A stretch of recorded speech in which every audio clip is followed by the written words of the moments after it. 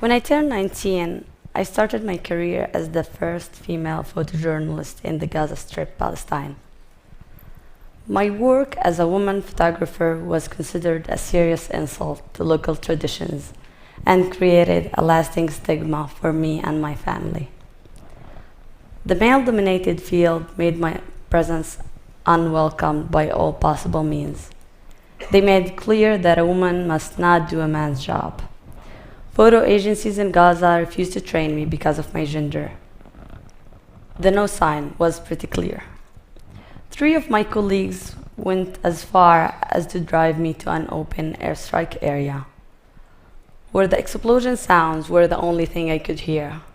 Dust was flying in the air, and the ground was shaken like a swing beneath me.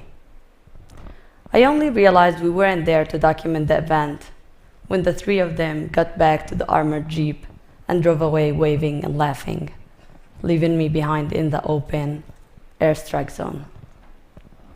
For a moment, I felt terrified, humiliated, and sorry for myself. My colleague's action was not the only death threat I have received, but it was the most dangerous one. The perception of women's life in Gaza is passive. Until a recent time, a lot of women were not allowed to work or pursue education. At times of such doubled war, including both social restrictions on women and the Israeli-Palestinian conflict, women's dark and bright stories were fading away. To men, women's stories were seen as inconsequential. I started paying closer attention to women's lives in Gaza. Because of my gender, I had access to worlds where my colleagues were forbidden. Beyond the obvious pain and struggle, there was a healthy dose of laughter and accomplishments. In front of a police compound in Gaza City, during the first war in Gaza, an Israeli air raid managed to destroy the compound and break my nose. For a moment, all I saw was white, bright white, like these lights. I thought to myself, I either got blind or I was in heaven. By the time I managed to open my eyes, I documented this moment. Mohammed Khadr, a Palestinian worker who spent 2 decades in Israel.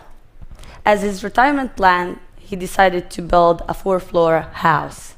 Only by the first field operation at his neighborhood, the house was flattened to the ground.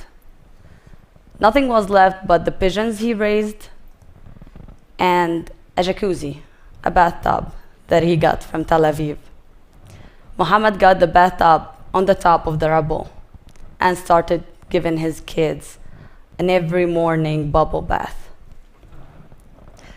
My work is not meant to hide the scars of war, but to show the full frame of unseen stories of Gazans. As a Palestinian female photographer, the journey of struggle, survivor, and everyday life has inspired me to overcome the community taboo and see a different side of war and its aftermath. I became a witness with a choice: to run away or stand still. Thank you.